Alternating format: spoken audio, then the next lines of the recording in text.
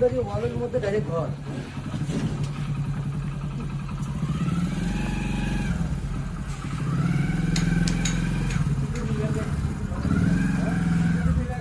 ভবন ঘেঁষে একটা বিদ্যুতের খুঁটি আপনি এখানে গেড়েছেন।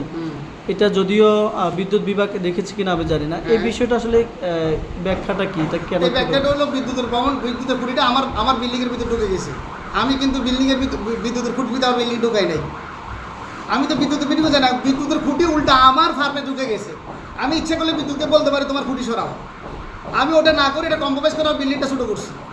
একটু আগে বলছেন ওই করে আমরা ফার্ম আগে হয়েছে না ওনার বিল্ডিং আগে হয়েছে? হ্যাঁ, খাম্বাটা আগে হয়েছে না বিল্ডিংটা আগে হয়েছে?